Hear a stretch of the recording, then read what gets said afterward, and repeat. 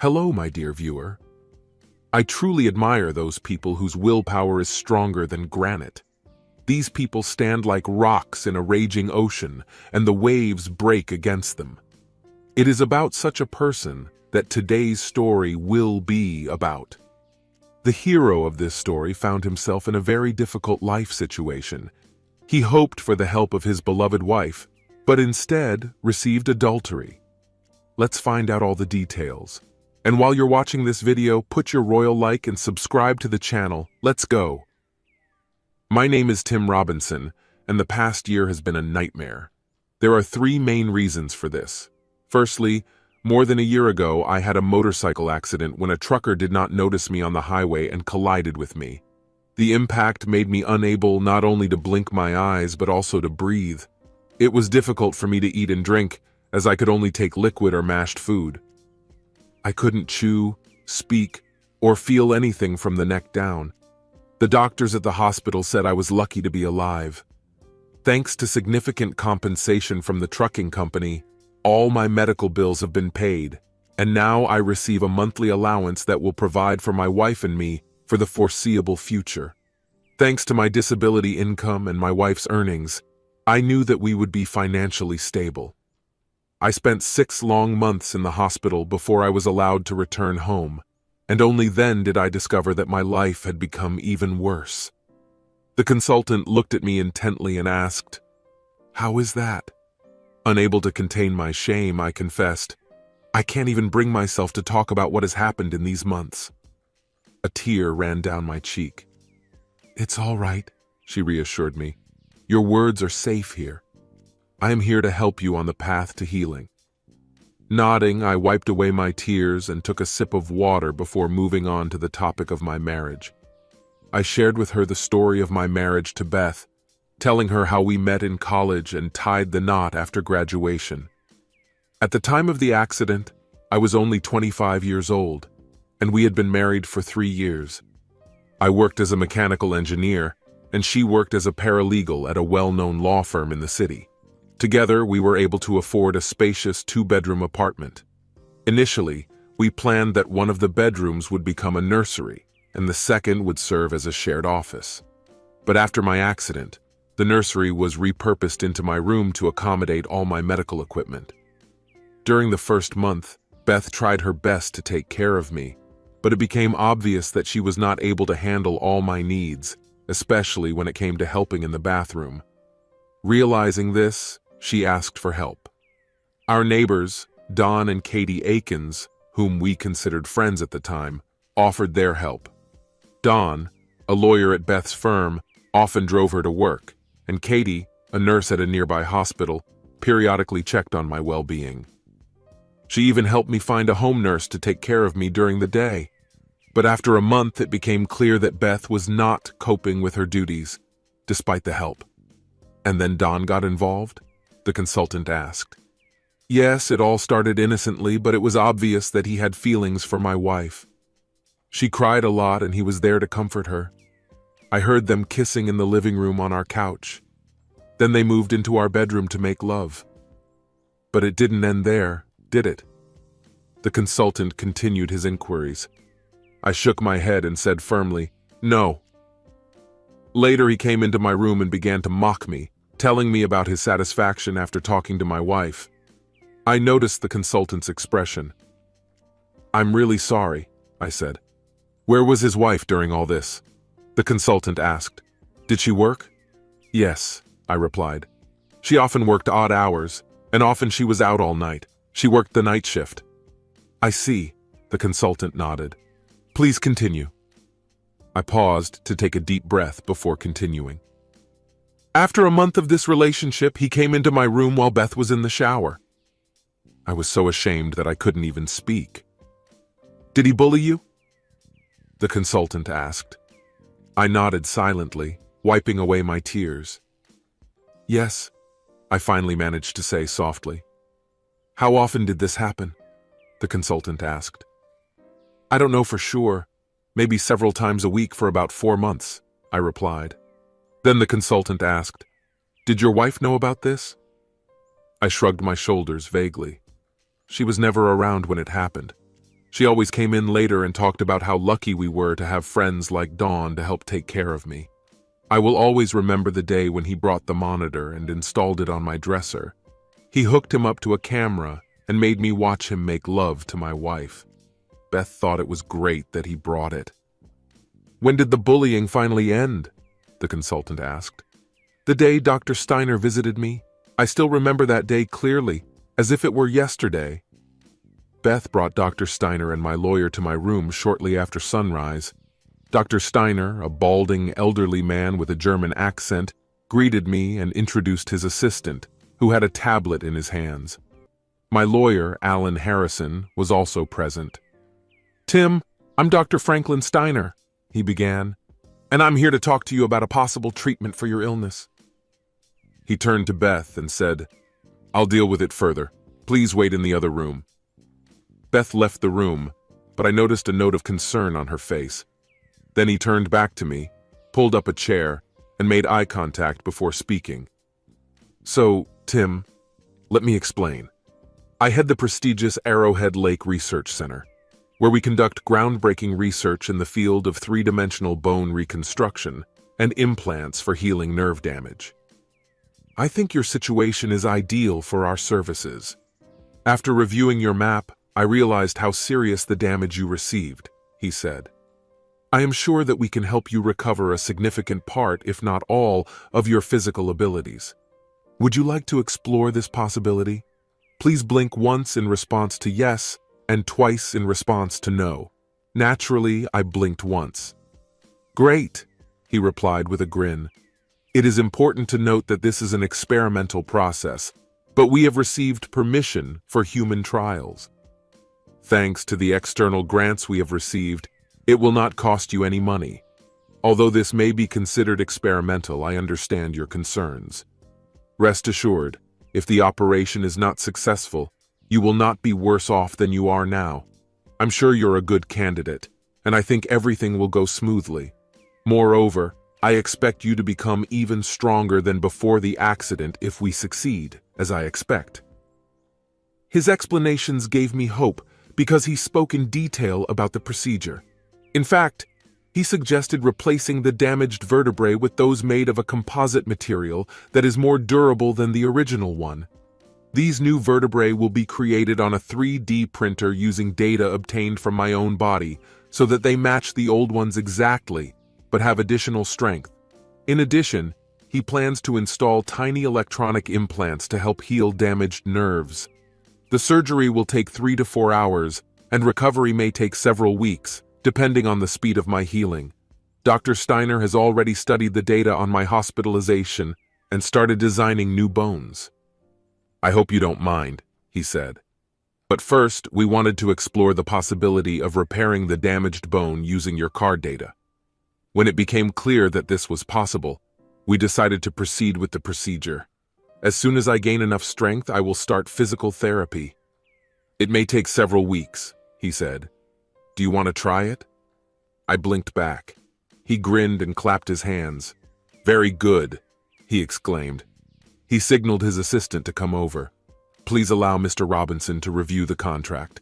The assistant handed me a tablet, and while I was reading the agreement, Dr. Steiner asked if I agreed, reminding me to blink once in agreement. I blinked once. "Very good," he said. Then he instructed Alan to put an electronic signature with a thumbprint. After that, Alan signed his name, confirming that he had witnessed my consent to the procedure. "Are you ready to get to work?" he asked. "Yes," I replied, blinking once. He smiled. "Then let's get started. Don't worry, we have everything you'll need." He signaled to his assistant to wheel me out of the apartment to a large van parked in the parking lot. As we were leaving, Beth stopped us. "Where are you going?" she asked. Dr. Steiner looked at her before replying, "Your husband has agreed to undergo a procedure that will help him walk again." "Where are you taking him?" she asked. "How long will he be gone?" "We'll take him to my center in Lake Arrowhead," the doctor explained. "He may spend several weeks there, depending on his reaction to treatment and therapy. His doctor and lawyer are aware of the situation and approved it together with your husband." Money is not a problem. If you don't mind, we'd like to start right now. Wait, I haven't seen any agreement and I don't know what's going to happen. He doesn't need your consent, Mrs. Robinson, Alan replied. He is disabled but not incapacitated. He understands everything and has given his consent. Don't you want your husband to get well? Yes, of course I do, she replied with a note of guilt in her voice. Can I at least come to him? She asked. Perhaps after the procedure, when he is ready to receive visitors, you can come, Dr. Steiner replied. It would be better if you stay put for now. We will contact you soon. Now is the time to say goodbye and wish your husband good health. Beth came up to me and kissed me on the lips. Take care of yourself, my love. Let me know when I can visit you, okay? I couldn't speak, but I was seething with anger. Dr. Steiner and his assistant walked me to the van.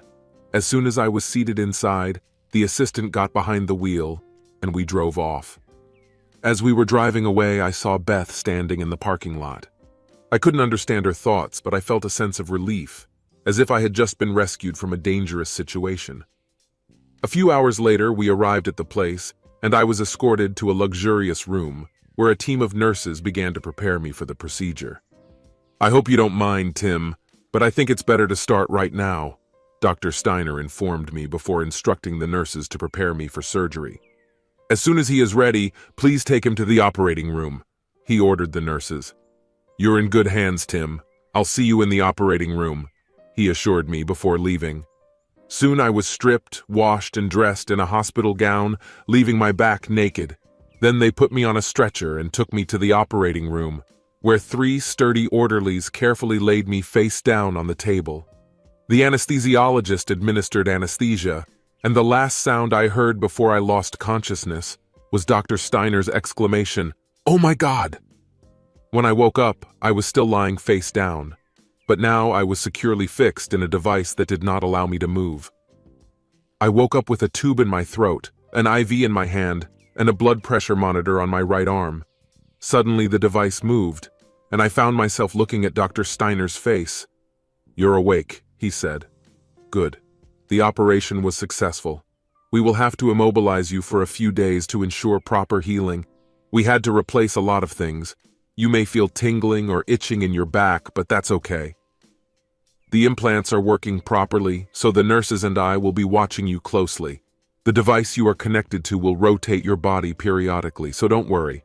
Try to relax for now, okay? We'll talk about it in a few days." With these words, he assessed my vital signs, gave instructions to the nurses, and left the room. Relax? What other choice did I have? I couldn't get rid of the constant tingling in my back, which was incredibly annoying. I also felt itchy and wanted to scratch, but unfortunately I couldn't. Despite the disappointment, it was a relief to finally feel something after being numb more than a year ago. Later in the evening, 2 nurses came to help me take a bath. I was surprised to feel their hands washing my legs, buttocks, and back. It was a shocking realization that I could feel their touch. When they turned me over to wash the front of my body, I could see them clearly. Both nurses were young and attractive, which took me by surprise. One of them had shoulder-length blonde hair, and the other was a brunette. When they bathed me, I experienced sensations that I had not experienced for a very long time. Although I couldn't move my head, I could see a smile slowly spreading across their faces. The blonde looked at me and noticed, "I'm not a doctor, but it seems that something is going on here," and grinned. They giggled and continued to work. After finishing their work, they left the room, but not before saying a few words of encouragement to me. I've been in this device for 4 days. Every day followed the same scenario. Every morning I had an X-ray, after which the nurses came and massaged my arms and legs. Later in the day, I was thoroughly wiped with a washcloth. Over time, I began to notice that I was feeling more and more what was happening to me. On the 4th day, Dr. Steiner came into the room and examined me carefully. Sitting down next to me, he took out a pin and quickly pricked my leg. I felt pain and made a sound, unable to speak because of the tube in my throat. Dr. Steiner looked at me and asked, "Did you feel it?" After blinking once, I tried to nod my head but realized that she was still immobilized by the straps. He smiled and praised me for my success. Then he asked me to wiggle my toes, which I succeeded in doing. Then he asked me to move my fingers, which I did without hesitation. Impressed, he carefully examined my x-rays and called the nurses, deciding that it was time to release me from the machine. They removed the tube from my throat, took out the catheter, disconnected all the tubes, and unhooked me from the machine. Then they put me on a gurney and brought me to the ward, where they laid me on a bed. The doctor discussed my progress with the nurses and then sat down next to me. "I am very pleased with how well you are feeling," he said. "Now we have to start physical therapy, starting with exercises that you can do in bed. I want to be careful and not put too much strain on your back yet." He handed me a cup with a straw and told me to drink it. The liquid in his throat was soothing. "Now try to say something," he asked when I swallowed. "Wow," I managed to mutter. He chuckled slightly and nodded. "That's good," he commented. "How are you feeling?" I replied in a weak voice. "Like a new person." Tears welled up in my eyes. For the first time since the accident, I was able to speak and express my thoughts. He handed me a napkin and gently wiped away my tears. "I know this is a very emotional moment for you, Tim. Just calm down now. Don't burden yourself too much. Your back still needs time to heal, but it looks like the implants are doing their job. I am worried that you may have lost muscle mass due to the accident, so we will apply a diet and exercise program to help you regain muscle strength. And now let me introduce you to the team that will help you." With a wave of his hand, a group of young women entered the room. "This is Angela, your nutritionist," he said. "Ingrid will be your physical therapist," he added, pointing to a muscular blonde with short hair who nodded in agreement. "And Linda will be your day nurse," he said, pointing to a petite woman with short dark hair. "And this is Kirsten, your night nurse," he introduced, pointing to a tall, red-haired woman. Her eyes sparkled as she greeted me. I managed to say, "Nice to meet you." Dr. Steiner assured me, "If you need anything, don't hesitate to ask. We are here around the clock." He asked the women to come out for a minute, and then turned back to me. "Tim, I need to discuss something with you. This is a sensitive topic, so please let me know if you feel uncomfortable." During the procedure, I noticed damage to the rectum and took samples in this area. I'm not here to judge, but I was curious. "No," I stuttered, feeling awkward. "I see," he said, noticing my tears. "So, you were bullied?" I managed to nod and tears rolled down my cheeks. He gently wiped my face before speaking again. "I am obliged to inform the authorities about this. In this state, bullying people with disabilities is considered a criminal offense. This is also classified as a hate crime. I've collected evidence samples that are being analyzed in the lab, including DNA. Do you know who is responsible for this?" "Yes," I replied quietly. "Is your wife involved in this?" he asked. "I'm not sure. She wasn't around when it happened," I replied. "I understand," he said. "Are you ready to name the culprit?" I nodded. "Yes," I confirmed. "Good. As soon as we get the results, I will inform the authorities. In the meantime, I'll arrange a meeting with a psychologist for you." "Thank you," I said. "You're welcome," he replied. "Now let's focus on helping you recover, okay?" There was a device installed at the head of my bed that allowed me to do weight exercises lying down, but Dr. Steiner advised me not to use it right away. Instead, during the first week, I was ordered to do arm exercises, and a simulator was brought for leg exercises. Ingrid, who guided me during the exercises, turned out to be an experienced therapist because she counted the cadence. "The coming weeks will undoubtedly bring you difficulties. It is unknown which will be more difficult, physical or emotional recovery. I appreciate that you trust me enough to discuss your experiences, and I urge you to seek justice for those who mistreated you. Their actions were illegal and should be reviewed. Remember that I am here to support you, and you can contact me at any time." The session ended, and I was taken back to the ward. A few days later, Dr. Steiner entered my room, accompanied by two men in dark suits. The coming weeks will undoubtedly bring you difficulties. It is unknown which will be more difficult, physical or emotional recovery. I appreciate that you trust me enough to discuss your experiences, and I urge you to seek justice for those who mistreated you. Their actions were illegal and should be reviewed. Remember that I am here to support you, and you can contact me at any time. The session ended, and I was taken back to the ward. A few days later, Dr. Steiner entered my room, accompanied by two men in dark suits. I saw that Alan was present with them. After escorting the nurses out of my room, the doctor sat down next to me. "Tim, these gentlemen have come to discuss your situation at home. I also took the initiative to call your lawyer. I hope you don't mind," he said. "Of course," I replied. Alan looked surprised to hear my voice. "You look healthier, Tim," he remarked, standing by my bed. I smiled and held out my hand to shake. Shocked, he shook my hand in return. "Thank you. I feel much better now. I can even feed myself." Dr. Steiner commented, "He is developing well. If the situation continues to improve, he will become stronger than before the accident." Alan replied, "This is great news." Turning to me, he said, "Tim, this is Agent Smith and Agent Jones from the state police. They need to hear your testimony. Are you ready to talk to them?" "Of course."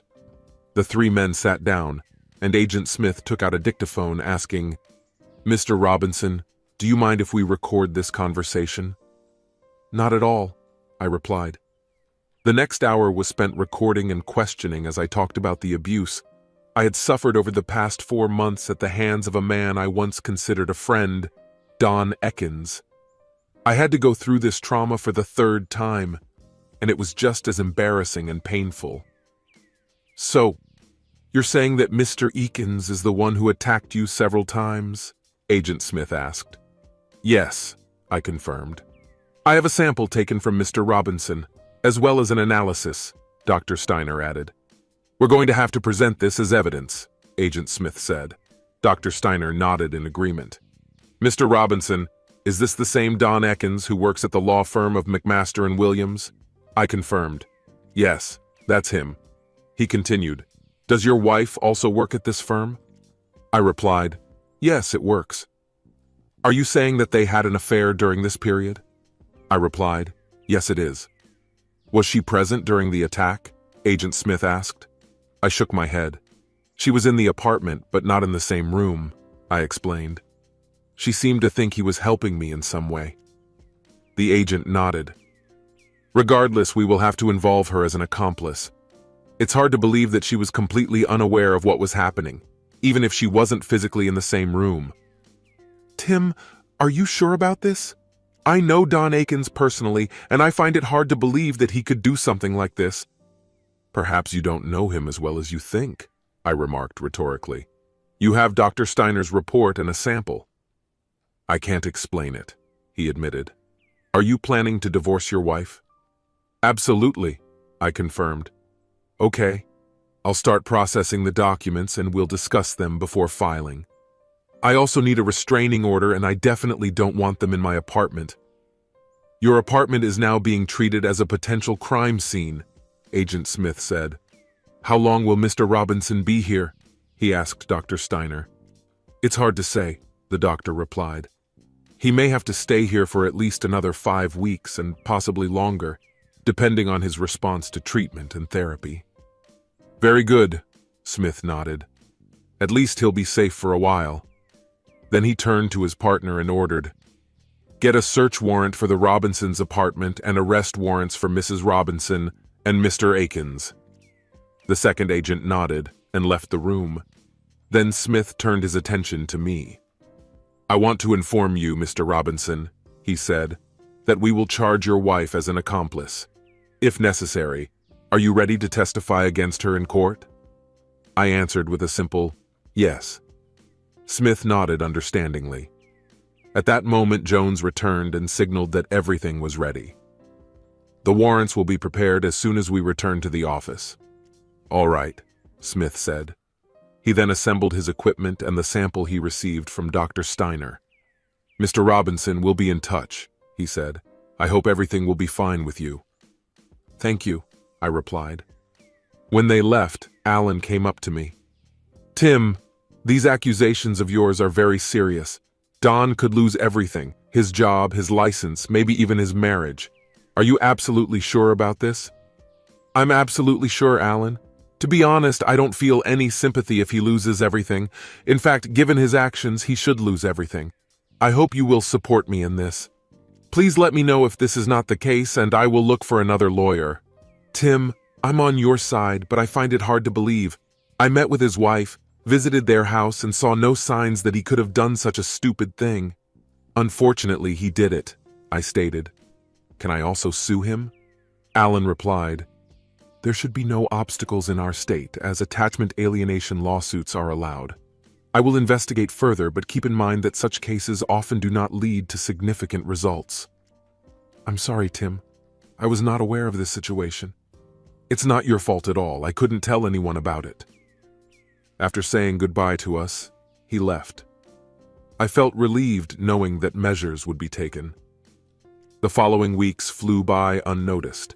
Ingrid quickly put me on my feet. At first, she made me walk on a treadmill. Then she moved on to strength training.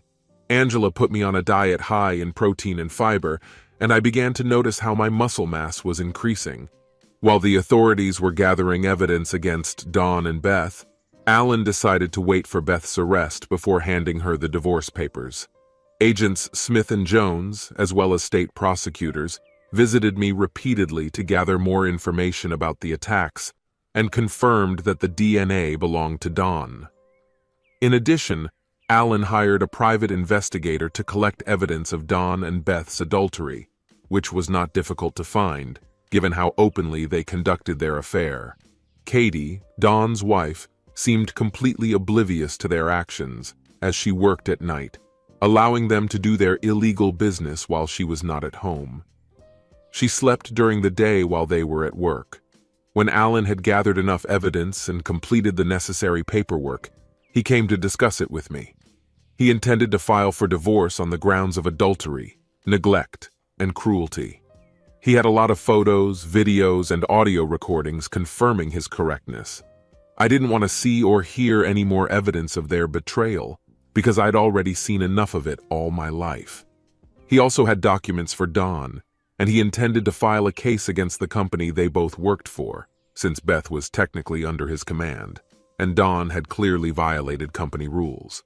In addition, he intended to file an application against Dawn with the State Bar Association, citing various ethical violations. I couldn't help but notice that Beth had never asked about my well-being or visited me during my stay at the institution, presumably because she was busy with her affair with Dawn. But I accepted that sooner or later this situation would end, and that's how it happened. 2 weeks later, the authorities arrived at the firm and arrested all those involved. Alan's procedural server was there to deliver all the necessary paperwork. The media was notified by my lawyer, who filmed 2 scammers being escorted to police cars. The firm, overwhelmed by the accusations and evidence against Dawn, quickly settled most of our claims with Alan. They also fired these 2 people and reported Dawn to the State Bar Association. She found out about the arrest the same day when Dawn called her from the county jail and informed her that he was in custody and had to appear at a hearing to post bail. Agent Smith and Jones, as well as Dr. Steiner, escorted me to the courthouse for the hearing. Katie noticed me as I was being led into the building and rushed over to me, asking Dr. Steiner about my condition. "I feel better," I replied, watching her reaction. "It's been a year since she last heard my words." "Haven't you heard? For 4 months your husband was constantly bullied." "You've been having an affair with Dawn all this time. Didn't you guess what your lover was doing to your husband?" "Oh my God," she exclaimed. "I really had no idea, Tim, I swear it. I even filed for divorce from Beth and sued Dawn for pushing away my affection, if you want to do the same. I can give you the contact information of my lawyer." "I will definitely divorce this jerk," she said. When we entered the courtroom, we saw the sheriffs bringing in Dawn and Beth, both dressed in orange jumpsuits, with chained arms and legs connected by a chain at their waist. Both looked disheveled. The state's attorney asked them to be taken into custody without bail, citing the fact that Dawn might escape, and a restraining order was issued against Beth. The prosecutor mentioned my treatment and filing for divorce, expressing fears that Dawn might harm me. After reviewing the documents, the judge decided to keep them in custody without the right to bail until the upcoming hearing scheduled for next week. As Dawn and Beth were being escorted out, Beth spotted me at the back of the courtroom. Her eyes widened when she saw that I raised my hand with my middle finger outstretched. After Agent Smith and Jones took me away on wheels, Katie caught up with me and stopped them to talk. "Tim, I'm so sorry that all this happened. I had no idea," she said sincerely. I calmed her down by saying, "It's okay, Katie." When she asked how long I would be gone, I just shrugged and replied, "I don't know for sure, maybe a few more weeks. They did a great job. Now I can walk a little bit." "It's wonderful. Please keep me in touch and let me know about your progress," Katie said. "We have to go, miss," Agent Smith interjected. Katie nodded and stood up. "Take care of yourself, Tim," she added. "Thanks, Katie," I replied, as Agent Smith led me to the van. When we returned to the center, I was taken to the physiotherapy room, where Ingrid was waiting for me. "It's time to start." She offered me extra exercises to make up for my lateness. By the end of the lesson, I felt pain, but I was happy. Kirsten stayed behind to check on my progress and finish the paperwork. When she finished her work, she came to my bed, made sure I was comfortable, and then sat down and studied me carefully. A worried expression appeared on her face. "Is everything okay?" I asked. "You look worried." "I just wanted to ask you something," she admitted. "What?" "Do you find me attractive?" she asked. "Absolutely," I replied. "I think you're a wonderful girl and a damn good nurse." "Why have you never bothered me during your stay here?" she asked. "I was wondering if I had done something that upset you, or maybe you didn't find me attractive." I smiled before answering. "Actually, I really like you. But firstly, I'm still married, and secondly, I'm just learning to move around again. For a whole year, I couldn't even speak." "What about your other patients?" "You are my only patient," was the quiet reply. "Dr. Steiner was selective in choosing patients for the night shift." "I see. So Dr. Steiner is not only a medical genius and a miracle worker, but also a bit of a matchmaker?" She grinned. "Sometimes it happens," she admitted. "It just so happens, Kirsten, that I'm not indifferent to shy, beautiful, red-haired girls. And coincidentally, I'm going through a divorce right now," I confessed. Her smile widened and her eyes shone. "Can I kiss you goodnight?" she asked. I nodded in agreement. When she bent down, her lips met mine in a gentle kiss. The tenderness quickly turned into a passionate embrace. When she pulled away, I felt a deep connection. "I will always be there for you," she assured me. "If you need anything, feel free to call me." Despite the fact that she was aware of my physical limitations, she expressed a desire to just be with me. "I promise," I replied. Smiling, she quietly left the room.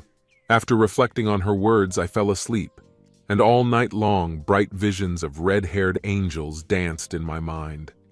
In the days that followed, Ingrid pushed me to the limit, which led to significant progress.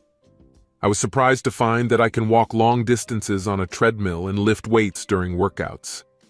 X-rays showed that my new vertebrae were functioning better than expected, and the implants had successfully repaired most of the damaged nerves. Kirsten visited me regularly in the evenings, watched TV with me while lying on the bed, or had deep conversations. While watching movies, we often shared a bowl of popcorn and hugged, putting it on our laps. Our evenings always ended with hot kisses, and I felt like a schoolboy on a date with the most beautiful girl in school. And not only that, but also that I was beginning to fall deeply in love with her. When Agents Smith and Jones arrived to take me to Beth and Don's trial, I no longer needed a wheelchair, but Dr. Steiner insisted that I use it anyway, so as not to accidentally injure myself. He accompanied me not only to witness the injuries I had sustained, but also to ensure my safe return. I took a seat behind the prosecutor, and Dr. Steiner sat next to me. Beth and Don entered the courtroom, sat next to their lawyer, exchanged glances with me, and then had a quiet conversation with their lawyer. Katie was sitting behind them and looked unhappy. The jurors selected the day before were already in their seats when the judge entered the courtroom. The bailiff ordered everyone to stand up, and I stood up, leaning on the railing in front of me. When I stood up, Don and Beth looked shocked. When the judge entered the courtroom, he told us to sit down, and we all obeyed. Dr. Steiner quietly asked me if I was okay, and I nodded in response. The judge began the trial by reading out a long list of charges, noting that Don and Beth had pleaded not guilty. After the opening statements of both sides, the judge turned to the prosecution lawyer, who called me as the first witness. Accompanied by Dr. Steiner, I went to the witness chair, trying not to trip on the way. After I sat down, Dr. Steiner returned to his seat. Don and Beth exchanged surprised glances, and their shock deepened when I started talking after the bailiff's oath. The prosecutor came up to me, praised my recovery, and then began to ask about what had happened. I understood his tactics when he asked these questions. He explained to the jury my physical condition before I underwent treatment at Dr. Steiner's clinic. Most of the questions related to my home life, in particular how Beth tried to take care of me but couldn't, and how Katie organized home medical care to help me during the day. The prosecutor asked, "Has your wife ever tried to satisfy your emotional needs?" To which I replied, "No, I didn't try." Then the prosecutor asked, "Has she ever tried to satisfy your physical needs?" To which I replied, "No, she didn't try." "Would she have succeeded?" he asked.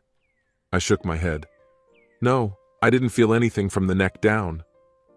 "I see," he replied. "Has she ever shown physical affection or spent quality time with you, like reading a book or watching TV?" I thought about this question before admitting that I don't remember her doing anything like that. "She kissed me on the cheek from time to time, but that was all," I explained. "Did she help take care of you? Did she feed you, help you swim, or go to the toilet?" "At first she tried, but it was difficult for her to do it." "When did Mr. Akins start interfering?" "Almost from the beginning," I replied. "Were you and Mr. Akins friends before the incident?" The prosecutor asked. "Yes, there were. They were our neighbors and we spent time together before my accident." "I understand. So you weren't surprised by his presence in your apartment?" "No. I considered him a friend. They often came to our place and sometimes we drank beer or had dinner together." The prosecutor said, "You mentioned that he and your wife made love in your apartment. When did it start?" I replied, "I don't know for sure. It may have started when I was in the hospital, but I can't confirm that. I don't have any proof of that. He often comforted her when she cried in his presence.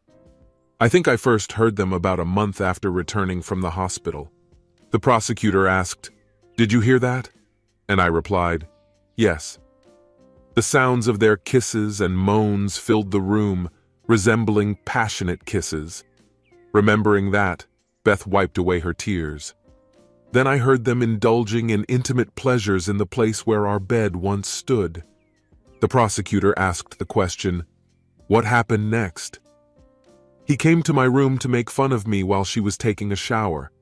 One day he brought a monitor, saying that it was so that I could watch him satisfy my wife." Beth and the jury gasped at the revelation. "Your Honor," the prosecutor said when the bailiff brought a cart with a large monitor into the hall. "Here is the monitor and box that Mr. Robinson is talking about, which turned out to be a digital video recorder.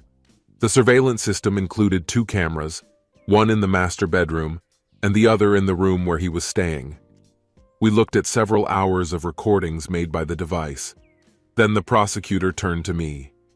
"Is it true that Mr. Akins used this device so that you could observe his intimate relations with your wife?" he asked.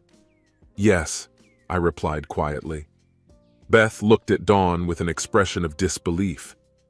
"You are a disgusting person," she exclaimed. The judge banged his gavel, calling the court to order. Beth paused, giving the prosecutor the opportunity to continue. "Did you know that Mr. Akins installed a camera in both your room and the master bedroom?" he asked. I shook my head. It was news to me.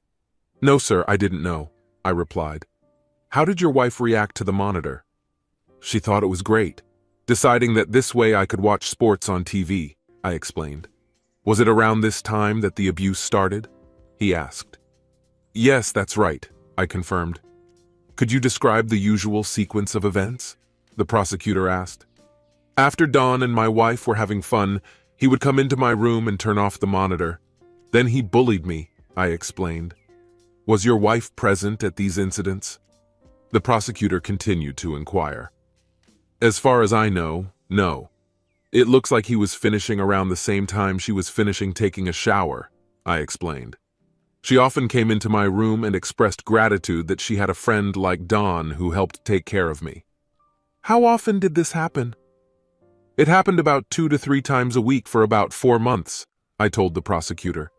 The jury reacted with a sigh, and some even looked at Beth and Dawn with hatred. Beth looked down at the table, and Dawn remained impassive, staring straight ahead. "According to your calculations, did this happen about 35 times in total?" the prosecutor asked. "That's about it, yes," I said. "Did you know that Mr. Akins was recording the time he spent in your room?" he asked me. "No." Addressing the jury, the prosecutor said, "Ladies and gentlemen, Mr. Akins recorded 36 times on this device how he bullied Mr. Robinson." After taking a short pause to let the information sink in, he asked, "With friends like that, who needs enemies?" The defense attorney quickly objected, and the judge upheld the objection. "I have no more questions for this witness," he said, "but I reserve the right to call Mr. Robinson to testify." "All right," the judge replied. "Mr. Green, you can begin the interrogation," the lawyer ordered. Green remained seated at his desk and made eye contact before addressing me. "Mr. Robinson, I want to express my sympathy for the injuries you have sustained and wish you a speedy recovery," he said. "Thank you," I replied. Then he asked, "Have you ever informed Mr. Akins that you disapprove of his alleged actions?" "I wasn't able to do it. I was completely incapacitated and couldn't speak." "So the answer is no," he said. "That's because I couldn't," I replied, feeling annoyed. "You also did not inform anyone about the situation, not even your spouse. Isn't that right?" he asked. Now I was furious. "That's because I was completely incapacitated and couldn't do it, idiot!" I shouted, banging my fist on the sturdy wooden railing in front of me. There was silence for a moment. No one spoke or moved. When I took my hand away, I noticed that I accidentally hit the railing with more force than I intended. "I'm sorry, Your Honor. I let my emotions get the better of me." He warned me not to repeat this behavior. I nodded in understanding. "It's all for this witness," Green said. The judge signaled for me to leave the podium, and Dr. Steiner escorted me to my seat. Subsequently, the prosecutor called Dr. Steiner to testify, where he told the court in detail about my injuries and the severity of my disability. He spoke in detail about the discovery of significant damage and how he began collecting samples for testing and proof. After carrying out the necessary procedures to repair the damage, he also spoke in detail about the operation and reported on the progress of my recovery. "Do you agree that these injuries could only have occurred if Mr. Robinson had been attacked?" the prosecutor asked. "Yes, it is," Dr. Steiner confirmed. "It also explains the evidence found." "Thank you," the prosecutor thanked and turned to the jury. "Ladies and gentlemen, the sample has been checked by the state, and further analysis, including DNA analysis, confirms with 99% certainty that the source is the defendant, Mr. Donald Akins." He turned to the judge. "That's all I have for this witness, Your Honor." "Your witness, Mr. Green," the judge announced. "Thank you, Dr. Steiner. You're the director of the Arrowhead Institute for Advanced Medical Research, right?" "Yes, that's right," he replied. You do innovative research at your institute, don't you? Asked Green. Yes, Dr. Steiner replied, smoothly switching to his native German as he often did. Green took out a piece of paper and began to read aloud. Each of us has our own defense mechanisms that we rely on in difficult times.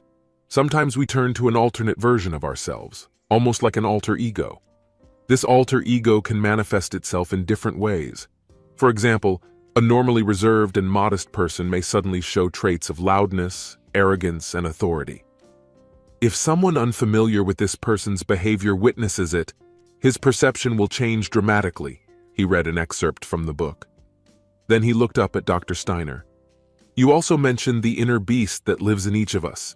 Judging by your work, you have found a way to awaken this inner beast to confront certain problems. Is it true? He asked. Have you worked with Mr. Bill Dalton in the past and helped him uncover his supposed inner beast? Green asked. Yes, I worked with Mr. Dalton, Dr. Steiner confirmed. But the details of my work with him are confidential. Then Green asked, Is it true that Mr. Dalton's house exploded towards the end of his treatment? The prosecutor objected, considering the question inappropriate. Green continued to insist, addressing the judge. Your Honor, I consider this information extremely important. We all saw how Mr. Robinson reacted. If you don't mind, I think there's a connection here, Green said. I'll allow it for now, Mr. Green, the judge replied. But please get down to business quickly. Of course, Your Honor. Thank you, Green replied, and turned to Dr. Steiner. Do you know what happened to Mr. Dalton's house? He asked. I remember hearing about it on the news, Dr. Steiner replied. I also remember that the police mentioned that Mrs. Dalton and her partner were engaged in the production of prohibited substances using hazardous materials. I don't understand what this has to do with this case. Police reports indicate that Mrs. Dalton was seen running away from home and claiming that she saw a monster, Green claims. The reason for the incident was the banned substances that she and her lover were making, Dr. Steiner suggested. Your Honor, this information is not relevant to this case. The prosecutor objected. The judge agreed with this and asked the defense to abandon this line of questioning. Very good, Your Honor, Mr. Green replied. I have no more questions for the witness. With these words, the judge dismissed Dr. Steiner, and the trial continued. The prosecutor then questioned the state agents who searched my apartment, and both confirmed that they had found evidence. After that, the nurses who worked at home testified that they noticed traces of physical cruelty, recording their observations in the records. Unfortunately, the nursing home did not follow up on these messages, allowing them to slip through bureaucratic loopholes. With your consent, I would like to show a video of Mr. Robinson being bullied. Of course, the judge replied. The prosecutor addressed the jury, stating, Ladies and gentlemen, what you are about to witness is shocking. He continued, I don't enjoy it, but it's important for you to understand the scale of the suffering that Mr. Robinson has been experiencing for a long time. After that, he started playing the video on the monitor. The prosecutor then turned on the video, causing the jury to flinch when watching the disturbing footage. At some point, the prosecutor paused the video and zoomed in on the image. Dear jurors, there should be no doubt about who is responsible for this terrible act committed against a man who once considered him his friend, he announced. While the jury was examining the evidence, tears of shame were streaming down my face. The prosecutor stopped the video recording again, watching the shocked expressions on the faces of the jurors. I'm concluding my arguments, he said dismissively. Mr. Green, you can present your defense, the judge ordered as soon as the prosecutor took his seat. Green stood up and called Beth to testify. Mrs. Robinson, he began, is it true that you had an intimate relationship with Mr. Akins? She nodded, her voice barely above a whisper. Yes, it is.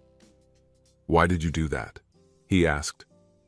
My husband, Tim, was seriously injured and I felt lost and hopeless, she explained. Mr. Akins was by my side when I needed support. Yes, we had a physical relationship, but it was the only way. Just physical contact. Nothing more. Did you know about what Mr. Akins did to your husband? Asked Green. No, I had no idea, she admitted. If you knew, did you try to intervene to prevent his actions? Green asked. Yes, I would try, Mrs. Robinson confirmed. Thank you for your testimony. That's all for today. Your turn, Mr. Johnson, he said, sitting down in an armchair.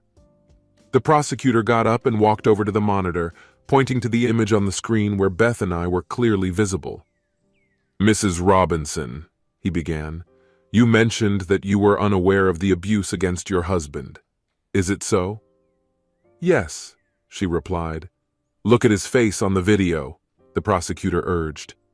The pain and shame were clearly visible on the video. Can the court really believe that you could see your husband, with whom you have been married for 3 years, in such a state, and not understand that something is wrong? It didn't occur to me at the time, she replied. Before Mrs. Akins hired housekeepers, did you ever take care of your husband, feed him, or clean up after him? The prosecutor asked. I tried, but I wasn't very good at it, she admitted. And after that? Have you made any attempts to help? No, she whispered. Why? The prosecutor asked. I wasn't sure. I thought Don was helping him, and I was at a loss what to do, she replied. So, you actually abandoned him, didn't you? The prosecutor pressed, prompting Green's objections. I withdraw the question. You mentioned that your relationship with Mr. Akins was purely physical, right? He continued. Yes, she confirmed. And you also stated in your testimony that you still have feelings for your husband, is that right? Yes, she replied. Johnson took an audio recorder and a folder out of his briefcase and then returned to the dock. Your Honor, he began, I have here a report prepared by Samuel Jenkins, a private investigator hired by Mr. Robinson's lawyer, he said, handing the report to the judge. A copy of this report and the accompanying audio recording was also provided to Mr. Green, as indicated in the affidavit. The report contains details of a conversation recorded during dinner between the defendants shortly after Mr. Robinson entered Arrowhead. May I play the audio recording for the jury with your permission? The judge nodded in agreement. Johnson then pressed a button on the recorder, allowing the courtroom to listen to the conversation between Beth and Don. Have you thought about our conversation? Don's voice asked. I've been thinking about it, and I have to say that I'm interested, Beth replied. And you? I have to admit that the last few months with you have been amazing, Beth admitted. Much better than my life with Tim. Do you think we can do it? Beth asked. Absolutely, Don assured her. I'm a lawyer. I can manipulate the judge to do whatever I want. Declaring Tim a ward of the state will be easy. He can't take care of himself, and obviously you can't take care of him either. To be honest, the very thought of it disgusts me, Beth admitted. Feeding him, wiping his drool, changing diapers, it makes me sick. I need a real man like you. We both know Steiner is hopeless, Don said. All the doctors say that he will remain disabled forever. Once we recognize him as incapacitated, we will be able to access his settlement and live like royalty in Costa Rica. Isn't that better than messing with Timmy here? Yes, it will be so. What about Katie? What's wrong with her? He replied, Our relationship with her has not been the best for a long time. She wants children. But I don't want that. And to be honest, her constant nagging is starting to bother me. I just need to make sure that you don't change your mind and confess your love to him as soon as we start implementing our plan. That's not going to happen. I love you, and only you. The prosecutor paused the recording and turned to Beth. My heart sank when I realized that I had been betrayed. So you and your partner decided to declare your husband incapacitated, take his money to pay compensation, and run away to Costa Rica together. Mrs. Robinson, have you been honest with your lover? Were you honest in court? Please explain so that I can decide whether to charge you with perjury or not, the prosecutor demanded. Tears streamed down her face as she realized that she was deceiving herself. I do not know, she sobbed, torn between feelings for her lover and her husband. She begged, "Please forgive me, Tim." I shook my head and turned away, unable to look into her eyes. Johnson said with disgust, "I'm done with this witness," and left. After dismissing the judge, Green called Don to testify. "So, Mr. Akins," Green began when Don was sworn in, "we've all seen the video of you and Mr. Robinson. No one denies what happened. I have just one question for you.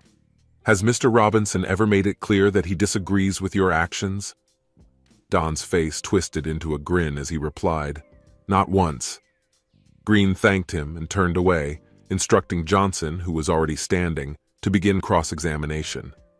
"Mr. Akins," Johnson began. "Did you graduate from Harvard Law School?" Johnson asked. "Yes," Don replied proudly. "And you were the best in your class?" Johnson continued. "Yes," Don confirmed. "You are considered the best trial lawyer in your firm, right?" Johnson asked. Green objected, stating, "Appropriate, Your Honor." The judge allowed Johnson to continue, saying, "Go on, Mr. Johnson." Johnson then stated, "Your Honor, I intend to show that Mr. Akins not only knows the law, but also knew that Mr. Robinson could not refuse consent." He looked at Don again. "You knew Mr. Robinson was disabled, didn't you?" Don sighed but said nothing. "Answer me," Johnson demanded. "Yes, I knew," Don finally admitted. "And you knew that people with Mr. Robinson's disabilities are considered unable to give consent under state law, right?" Johnson pressed. "Yes, I suppose so," Don replied. Johnson looked at him with disgust, and then left. "I'm done with this witness," he said. "Are there any other witnesses, Mr. Green?" the judge asked. Green shook his head and replied, "No, Your Honor, I'm leaving my arguments." The judge nodded and announced, "Very good. We will take a 15-minute break and reconvene to make our closing arguments." With a bang of the hammer, everyone left the courtroom. As we were leaving, Dr. Steiner handed me a cup of water and asked, "How are you holding up?" I took a sip and answered, "Everything will be fine." He patted me on the shoulder reassuringly. Johnson, noticing my disappointment, turned to me and said, "I'm sorry you had to go through all this.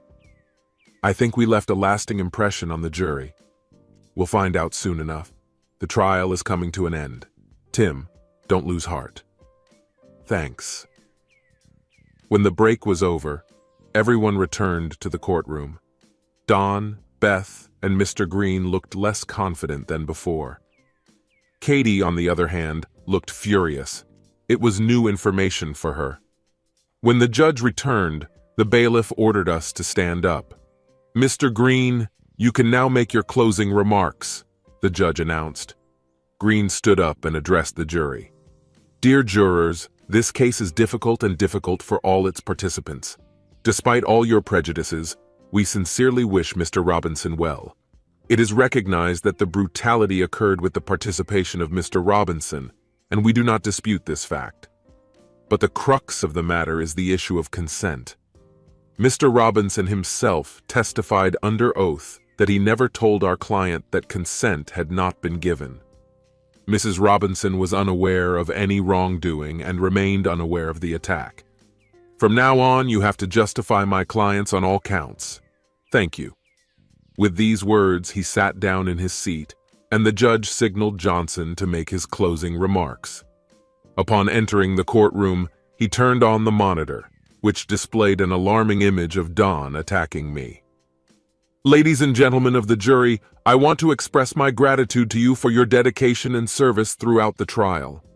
I understand what an emotional blow this has caused to each of you.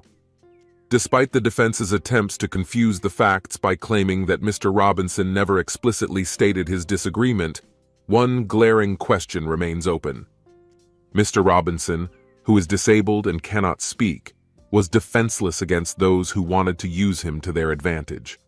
In this state, it is considered that people with disabilities like him cannot give or refuse consent. Mr. Green knows that. The defendant, Akins, a Harvard-educated lawyer, was aware of this legal situation. They confessed to their illegal actions against Mr. Robinson, as evidenced by video and audio recordings. It is clear that they conspired to falsely declare Mr. Robinson incapacitated in order to illegally seize his property and flee the country. Regarding the allegations against Beth Robinson, what decision will you make? We find the defendant Beth Robinson not guilty of complicity in the abuse of a disabled person, Your Honor, but guilty of all other charges, the foreman announced. The judge silently accepted the verdict. Very good, he announced, after which he turned to the defendants in a ferocious tone. Over the years, I've seen a lot in this courtroom, but nothing as shocking and terrifying as what I saw today. Both of you are absolutely disgusting. You have not only betrayed your marriages, but also tarnished the reputation of the legal profession. That is why I am passing the harshest sentences possible under the law. Mr. Akins, as a lawyer and a representative of the court, your conduct carries a heavy penalty. This includes 12 years for each of the 36 counts of abuse, as well as an additional 20 years for committing a hate crime. I also added another 8 years for conspiracy to commit fraud. Mrs. Robinson, I disagree with the jury's decision of innocence. It's hard for me to understand how a person with 2 brain cells could not know about the bullying your husband was subjected to. Regardless, I will respect the verdict. But I am imposing the maximum penalty for criminal neglect, negligence, and conspiracy to defraud, which according to state rules is 15 years in prison. This means that you will be eligible for parole in 10 years, he said. Lifting the hammer, Green turned to the judge. Your Honor, he began, Mrs. Robinson has just informed me that the divorce papers have already been filed and she would like to speak with Mr. Robinson before she is taken into custody. Do you mind, Mr. Robinson? The judge asked. I can give her a couple of minutes, Your Honor, I replied. The judge nodded in agreement. Very good, he announced, then banged the gavel and removed the court. Beth came up to me as the assistants were preparing to take Don out. You look good, Tim, she remarked. I just wanted to apologize for everything that happened. I had no idea what he was doing to you, and if I had known, I would have done everything in my power to stop it. I think you've managed to convince the jury of that, I said. But I agree with the judge. It's hard to believe. You are not stupid. In any case, you will have 15 years to think about it. Is there anything else? Yes, she replied. I wanted to tell you that I signed the divorce papers and I'm not going to dispute them. This is my latest news. I will try my best to erase you from my memory. Is there anything else? I know you may not trust me, but you are very dear to me, she confessed. I just needed to say it before they took me away. You're right. I don't believe you. But thanks for sharing with me, I replied. It's probably better if you leave. These assistants don't look too pleased, I advised. Okay, goodbye, Tim, she said, turned and walked away, tears streaming down her face. I didn't have any feelings for her at that moment. When I got up, Katie came up to me. Tim, how are you feeling? You look much better than the last time I saw you. I'm much better, thanks to Dr. Steiner, I replied. I just wanted to apologize for what my future ex-husband did to you. I appreciate it, I replied. Did you manage to contact Alan? Yes, you did. Don's father insisted on a prenuptial agreement with a strict infidelity clause, so Alan will most likely take advantage of this. I'm glad to hear that, I said. If there's anything I can do to help, just let me know. Thank you. I may need to borrow some copies of these videos from you, she said. No problem. I'll be gone for a while, but I'm sure Alan will be able to use what he already has. And the last thing, she added, I still have the key that you gave me right after the accident. I can clean up your apartment and pick up Beth's things if you want. That would be a huge help, Katie, thank you, I said gratefully. Good luck and see you soon, she said, and kissed me on the cheek before leaving. We watched her leave. I was shocked by Don's stupid decision to cheat on a beautiful woman. Are you done flirting with all the women? Dr. Steiner asked. I'd like to get back to work, if you don't mind. I don't mind, I replied. But how are we going to get back? Agent Smith assured us, "We'll take care of it. After all, we brought you here." Following Dr. Steiner's instructions, I got into a wheelchair and he wheeled me to the car where we were all gathered. I was actually sitting in the car. I felt relieved when a wheelchair was brought to me. After a long day on my feet, I felt tired and in pain. Dr. Steiner took me back to the room where Kirsten was waiting for me. After dinner, she helped me get ready for bed, and then went to the shower, where she changed into her sleep clothes, which were actually just a long t-shirt. When she got into bed with me, she asked, "How are you feeling?" "Exhausted," I replied. "It's been a long day." She kissed me gently and put her head on my shoulder. "Yes, of course," she agreed. "I understand that it was a difficult time, but it was necessary. Now you can move forward, and I will be here to support you in any way I can." I looked at her before expressing my feelings. "I love you, Kirsten," I involuntarily blurted out. She responded with a sweet smile and kissed me on the lips. "And I love you, Tim," she replied, resting her head on my shoulder and wrapping her arms around my chest. At that moment, I felt such happiness, which I had not felt for a very long time. Eventually, we both fell asleep. The next 5 weeks were difficult and exhausting. "Don't you want to know why this happened?"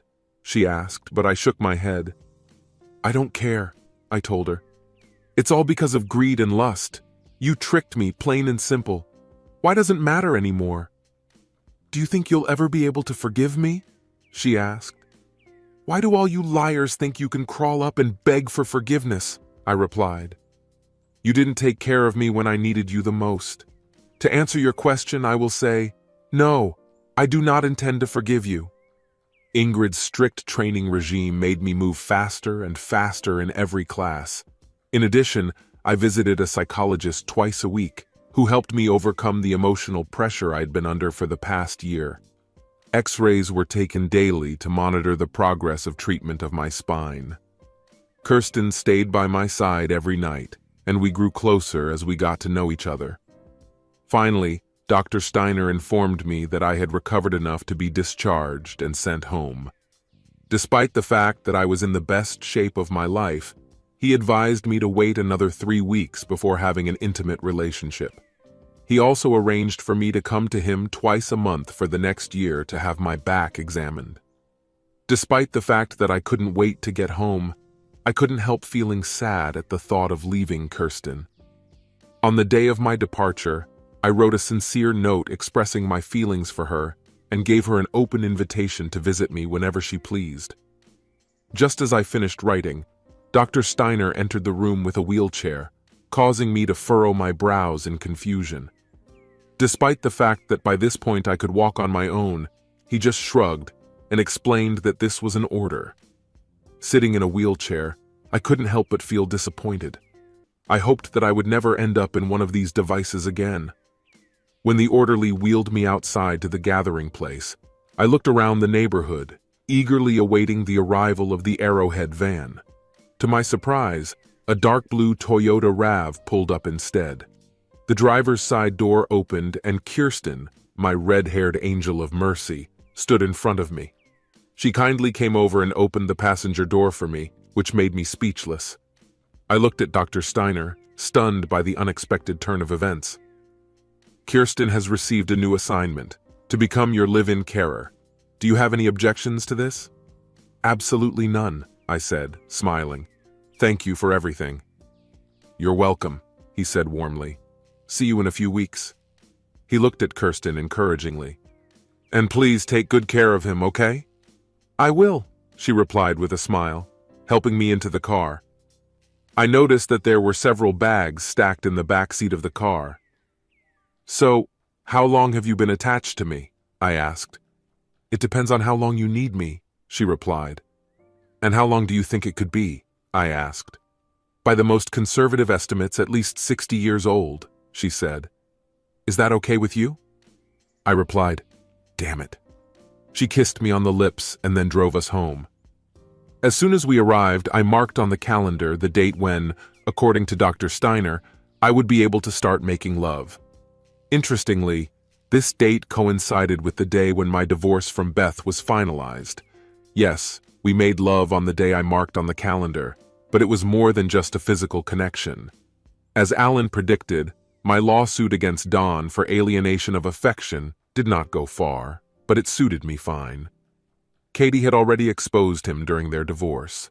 She stayed in their shared apartment and became Kirsten's close friend. 2 years after the divorce, Katie found love again in the person of the doctor and got married. I've never visited Beth in prison, but I've heard that she goes to counseling. After serving 15 years in prison, she received parole and got a job as a waitress at a diner on the highway. Shortly after my divorce was finalized, Kirsten and I got married. It was a blessing when she announced that we were expecting our first child just a few weeks after our honeymoon in Hawaii. We had 2 more children, and we decided that at the moment our family is complete. Our love remained strong all these years, and when our youngest child went to college, we celebrated this event with a trip around the world. Even now, after all this time, she is still my beautiful red-haired angel of mercy. My spine has become stronger, and my overall health has improved significantly. The implants effectively repaired all the nerve damage sustained as a result of the accident. Dr. Steiner has successfully performed this surgery several times over the next decade, and it is now awaiting final approval. Reflecting on my life, I recall John Milton saying that every cloud has a silver lining. Despite a year of suffering after I was in an accident, I now have a life that surpasses all imaginable silver sides.